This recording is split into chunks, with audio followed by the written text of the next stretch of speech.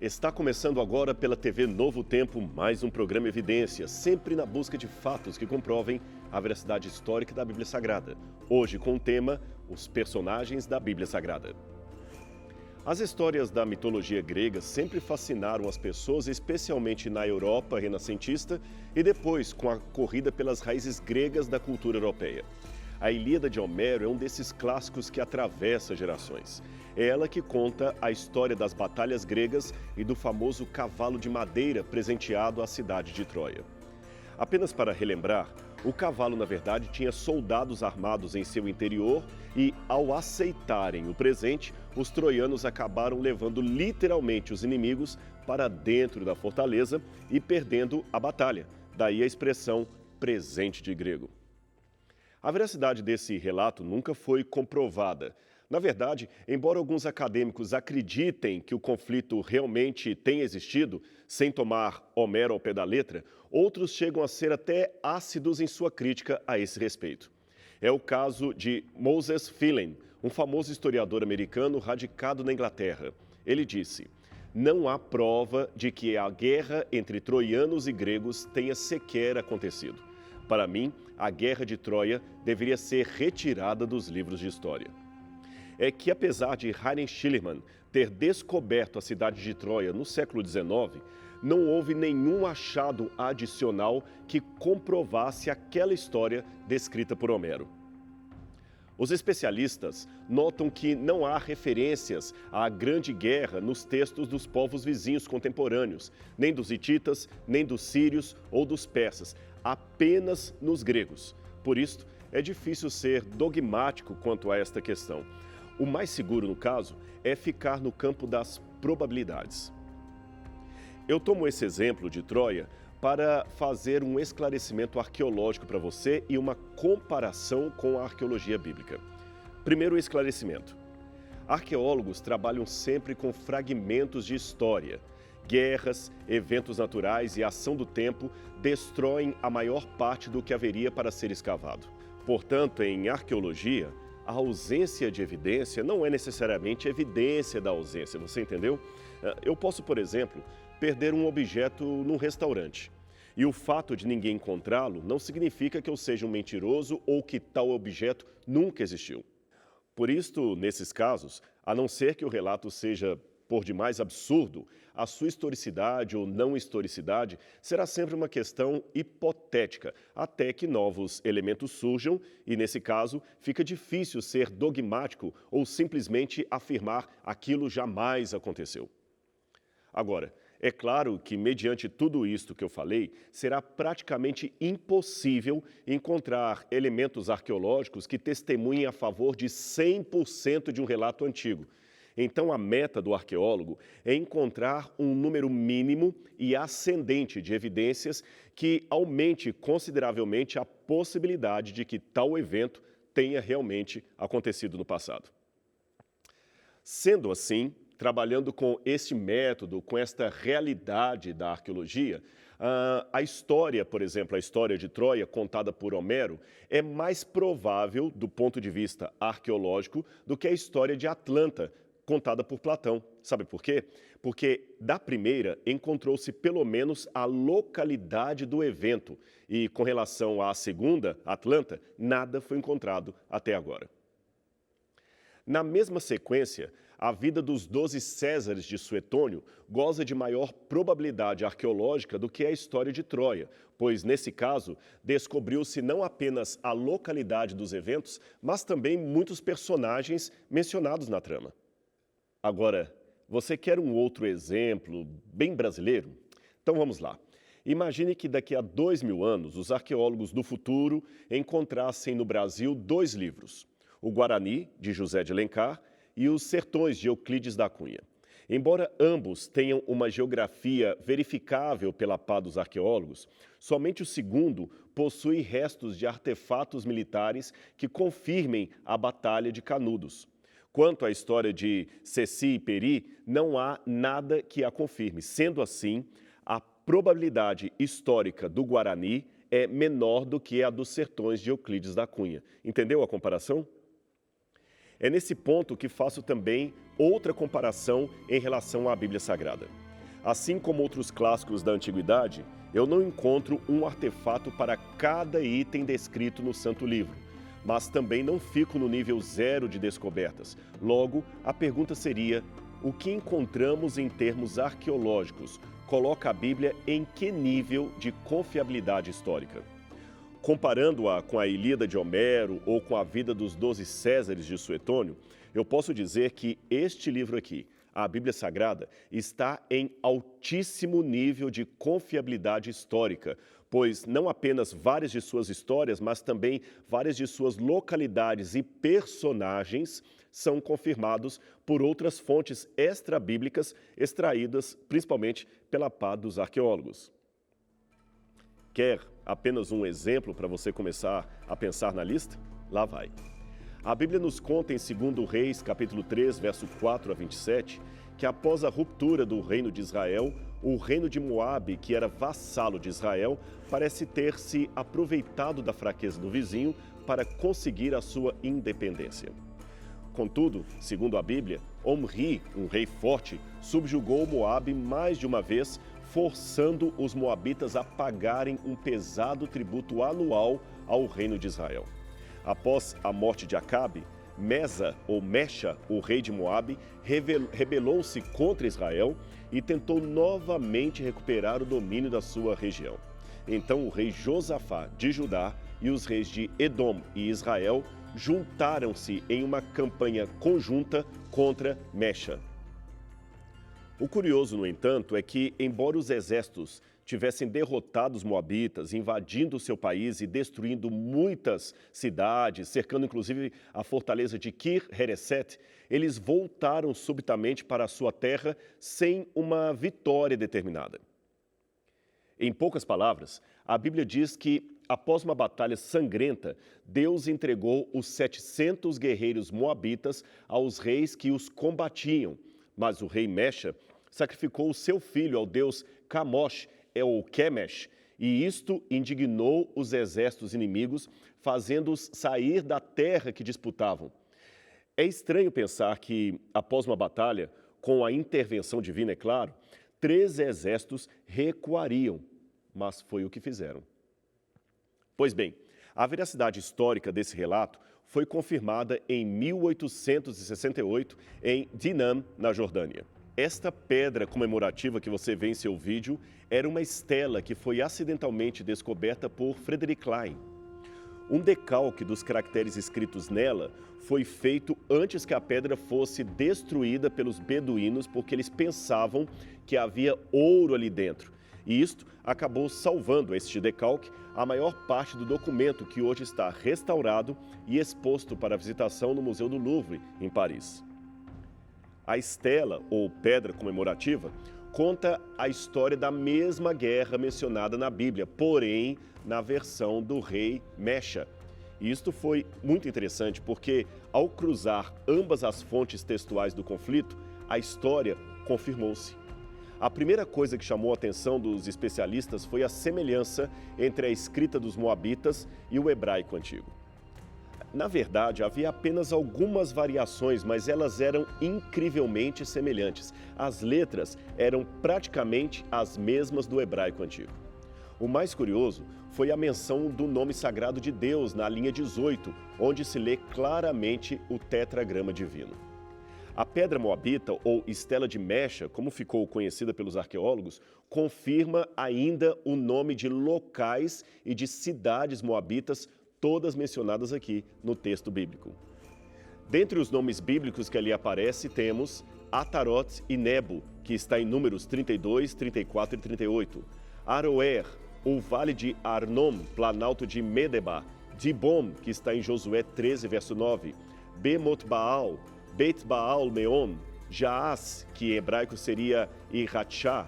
E Kiriatim, que está em Josué 13, 17 e 19. Bezer, que aparece em Josué 20, verso 8. Oranaim, que aparece em Isaías 15, verso 5.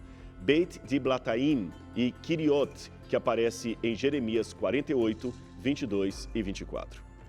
A pedra também menciona nominalmente Mecha, rei de Moabe, e Omri, o rei de Israel, e talvez ainda contenha os nomes de Acabe e Davi, embora estes estariam numa parte danificada da escrita e, portanto, a sua leitura ainda é disputada entre os especialistas. Veja um trecho da inscrição e perceba como ele confirma o que encontramos na Bíblia. Ali está escrito assim: Eu sou Mexa, rei de Moabe, o Dibonita. Eu fiz este altar para Quemosh, porque ele fez-me triunfar sobre todos os meus inimigos. Omri era o rei de Israel, e ele oprimiu Moabe por muitos dias.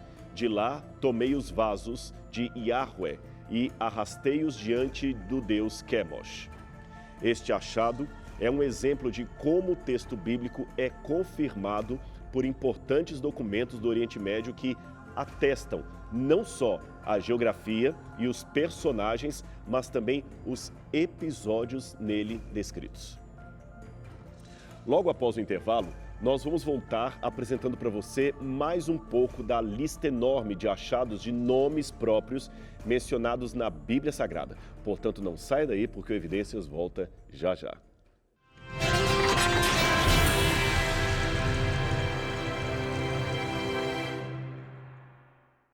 Conforme vimos no bloco anterior, a Bíblia está entre os documentos antigos com maior grau de comprovação ou atestação arqueológica. A estela de Mexa, é claro, foi apenas um de dezenas e dezenas de exemplos que poderíamos dar. Sobre os personagens ou pessoas reais citadas no texto bíblico, podemos dizer que mais de 100 deles, isto mesmo, 100, já tiveram a sua existência confirmada ou pelo menos colocada como altamente provável pelos achados arqueológicos até aqui reunidos. Levando em conta que o que encontramos em solo equivale pelo menos a 10 ou menos de 10% do que foi produzido pelo mundo antigo, pois a maior parte, como eu disse anteriormente, se perdeu, podemos celebrar este número de confirmações como sendo um valor elevadíssimo em se tratando de uma obra escrita há milhares de anos. Vamos então começar a nossa lista pelo faraó Sisaque, ou Shonshek I. A sua investida contra Israel e Jerusalém foi no século X a.C. e está mencionada em 1 Reis, capítulo 11, verso 40 e 14, 25. De fato, nas paredes do templo de Amon, em Karnak, é possível ver o faraó Sisaque e os inimigos que ele conquistara desenhados com as mãos atadas e o nome do seu reino grafado junto. De fato, embora Jerusalém não apareça nos cartuchos recuperados, outros reinos do território israelita são mencionados ali, pelo que confirma-se a sua presença na região dos hebreus. Nabucodonosor e Belsazar, ambos reis de Babilônia, são outros monarcas cuja existência era negada pelos críticos do texto bíblico e cuja historicidade hoje é plenamente aceita na academia. Mais uma vez, a arqueologia resolveu a questão, trazendo à luz muitos tabletes que foram encontrados nas ruínas escavadas por Coldway, com o nome de Nabu, Kudu e Uzur, ou seja, Nabucodonosor. No caso de Belsazar, a evidência foi um pouco mais complexa no início. Eu vou explicar por quê. É que, de acordo com o livro de Daniel, capítulo 5, verso 30, Belsazar foi o último rei da Babilônia. Você pode ler isso na Bíblia. Os críticos, no entanto, não concordavam com esta informação do livro de Daniel, primeiro porque o nome desse rei não aparecia em canto algum dos registros reais da Babilônia. E segundo, porque o último rei da Babilônia, de acordo com os tabletes traduzidos, era Nabonido. Não houve nenhum rei depois dele. Novamente, porém, a arqueologia refutou esta opinião dos críticos. Sabe o que foi? Eu vou contar para você essa história. O achado de outro tablete ali na Babilônia confirmou que Nabonido, o último rei, deixou o seu filho Belshazzar, que seria Belsazar, cuidando do império enquanto ele mesmo estava em Teimã, na Arábia. O próprio rei Nabonido não estava na cidade de Babilônia quando ela foi conquistada, e sim o seu filho. O tablete contava isto. Agora sim, isto fazia sentido com o texto bíblico, especialmente com o que lemos aqui em Daniel, capítulo 5, verso 7, que diz: O rei ordenou em alta voz que se introduzissem os encantadores, os caldeus e os feiticeiros. Falou o rei aos sábios da Babilônia: qualquer que ler esta escritura e me declarar a sua interpretação, será vestido de púrpura, trará uma cadeia de ouro ao pescoço e será o terceiro no meu reino. Esta parte bíblica está confirmada pelo tablete cuneiforme, pois ali é dito que Belsazzar ofereceu o terceiro lugar no reino para aquele que decifrasse a escrita. Isto fazia sentido, já que seu pai, Nabonido, era o primeiro, ele, Belsazzar, seria o segundo e o premiado seria o terceiro. Você sabia que até os amigos de Daniel provavelmente estão citados num prisma de argila publicado em 1931 e que hoje está exposto no Museu Arqueológico de Istambul, na Turquia? Os seus nomes estariam nesta peça, onde Nabucodonosor descreve os seus feitos e seus oficiais. A lista é grande, mas os oficiais que nos interessam seriam Hananu, provavelmente Ananias, Ardi-Nabu, Abed-Nego e Mushalim-Marduk, Mesaque. Muito provavelmente, esta seria a forma acadiana dos mesmos nomes dos companheiros de Daniel que estão mencionados nos capítulos 1, 2 e 3 do seu livro. Este que você vê em seu vídeo é o prisma do rei Senaqueribe, rei da Assíria. Ele menciona o ataque às cidades de Judá e o nome do rei Ezequias, rei de Jerusalém. Esse relato está muito condizente com o que encontramos nos livros de Isaías, capítulo 36 a 41, 2 Crônicas 32 e 2 Reis, capítulo 18. Ezequias, aliás, teve o seu nome também confirmado noutros achados e o mais recente se deu agora, em 2015, na própria cidade de Jerusalém. Trata-se de uma bula ou impressão de selo encontrado em Jerusalém e que traz nitidamente o nome do rei mencionado na Bíblia Sagrada. Esse artefato, diga-se de passagem, possui cerca de 2.700 anos e foi encontrado pela equipe da professora Eilat Mazar, que também encontrou outros 2 selos com os respectivos nomes de Jucal, filho de Selemias, e Gedalias, filho de Passur, ambos mencionados em Jeremias capítulo 38, verso 1, como os maiores inimigos do profeta.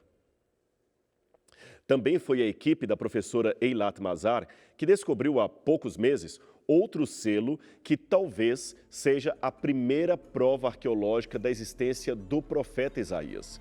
O selo está quebrado numa das suas partes, mas na linha do meio se pode ler claramente Leishayahu, que significa pertencente a Isaías. E na linha de baixo, as 3 primeiras letras que aparecem são equivalentes ao nome Navi, ou profeta em hebraico.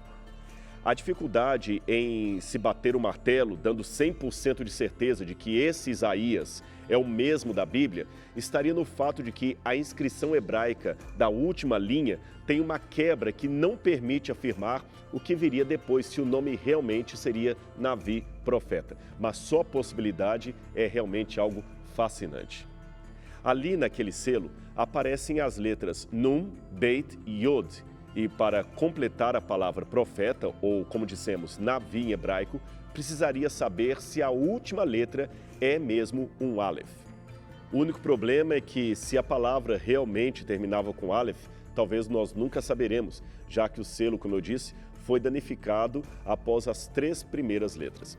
Então, teoricamente, pode tanto ter sido o selo do profeta Isaías ou de outro sujeito com o mesmo nome. De qualquer forma, como eu disse, ainda é uma possibilidade muito animadora. Vamos deixar de lado agora o Antigo Testamento e eu quero falar com você um pouco sobre o Novo Testamento, sobre a época de Jesus. E é claro, o principal personagem que temos aqui não é nenhum outro senão o Senhor Jesus Cristo, o Filho de Deus em forma humana. A arqueologia conseguiu comprovar a existência de Jesus? Sim, e em mais de um documento. O nome de Jesus, fundador do cristianismo, aparece com certeza em autores romanos como Tácito, Suetônio e também no autor judeu de cidadania romana chamado Flávio Josefo, além de ser possivelmente citado também em algumas fontes judaicas. Das fontes históricas sobre Jesus, diga-se de passagem, a maioria vem do 1º século ou início do 2º século, e este é um dado muito importante. Sabe por quê? As cartas de Paulo foram provavelmente o documento mais antigo a mencionar Jesus e que chegou até os nossos dias. Ora, estas cartas foram escritas a partir de 20 anos após a crucifixão de Jesus. Cerca de 20 anos depois da morte de Cristo, surge também o Evangelho de Marcos, o mais antigo da Bíblia. Isto sem contar uma hipotética fonte que seriam documentos sobre Jesus anteriores a Marcos e a Paulo. Mas, seja como for, o hiato temporal em todos esses casos é menor do que aquele que separava, por exemplo, Heródoto da guerra entre os gregos e persas, que aconteceu entre 490 e 479 a.C. E pelo que eu saiba, ninguém sai por aí dizendo que Heródoto inventou Leônidas e que também inventou aquela história daquele duro rei de Esparta. Outra fonte crucial sobre Jesus é o já mencionado Flávio Josefo, autor da obra Antiguidades Judaicas, que também era do primeiro século. É claro que o texto de Josefo sofreu certas interferências de copistas, talvez cristãos, mas é possível determinar sua forma original bastante neutra. Jesus, segundo ele, seria um mestre responsável por feitos extraordinários, que foi crucificado a mando de Pilatos e cujos seguidores existiam ainda em seu tempo. 2 décadas depois de Josefo, o historiador romano Tácito conta a mesma história básica, precisando que Jesus tinha morrido na época de Pilatos e do imperador Tibério, 2 referências que coincidem com o texto do Novo Testamento. E por falar em Pilatos, esta placa comemorativa, encontrada em Cesareia Marítima no ano de 1962, revelou o nome do governador Pilatos como prefeito da Judéia, sob o governo de Tibério. Antes disto, mesmo com a citação de Tácito, a sua existência histórica era questionada pelos céticos. Agora deixe-me falar com você de um objeto arqueológico chamado ossário ou ossuário. Seriam caixas de pedra onde os antigos judeus do primeiro século costumavam colocar os ossos dos seus entes queridos depois que faleciam. Pois bem, alguns ossuários costumavam trazer uma inscrição com o nome da pessoa cuja ossada estaria ali dentro. Sendo assim, 2 ossuários chamam a atenção dos arqueólogos. O primeiro foi encontrado em 1990 e legitimado como sendo do mesmo Caifás mencionado em Mateus capítulo 25 e João capítulo 18 em relação ao julgamento de Jesus. Já o segundo, cuja autenticidade é disputada entre os especialistas, pertenceria a um certo Tiago, um dos irmãos de Jesus, conforme o texto de Mateus capítulo 13, verso 55. Caso se demonstre verdadeiro, esse segundo ossuário seria a mais antiga menção do nome de Jesus que temos fora da Bíblia Sagrada. Mas o assunto foi até parar nos tribunais de Israel e está longe de chegar a um consenso. Portanto, apesar de interessante, ele apenas é uma possibilidade para ser colocada junto com as demais. Em 3 passagens do Novo Testamento, vemos também a menção de um colaborador do apóstolo Paulo chamado Erasto. Essas passagens são muito interessantes. Quer ver? E enviando à Macedônia 2 daqueles que o serviam, Timóteo e Erasto, ficou Paulo por algum tempo na Ásia. Atos 16, 21 a 22. Erasto ficou em Corinto e deixei Trófimo doente em Mileto. 2 Timóteo 4, verso 20. Saúda-vos Gaio, meu hospedeiro, e de toda a igreja. Saúda-vos Erasto, administrador da cidade, e também o irmão Quarto. Romanos 16, 23. Paulo escreveu a carta aos Romanos enquanto ainda estava em Corinto. Em 1929, entre as ruínas escavadas de Corinto, da Corinto Antiga, foi descoberta uma inscrição em um bloco de mármore usado para calçamento de uma praça. É esta que você vê em sua tela. É uma inscrição em latim que declara ser ele, Erasto, o encarregado da obra pública. A tradução do texto seria: Erasto, comissionário de obras públicas, custeou a despesa dessa pavimentação. A pedra doada por Erasto provavelmente foi uma das partes do assentamento das vias públicas por volta do ano 50 do primeiro século. Nesse caso, Erasto teria doado os fundos para projetos como a construção de prédios e ruas públicas. Aliás, o termo grego usado por Paulo para se referir a ele, aukônomos, seria administrador, e é o mesmo termo apropriado para descrever edile, que aparece na inscrição latina que você acabou de ver, ou magistrado, supervisor de obras públicas.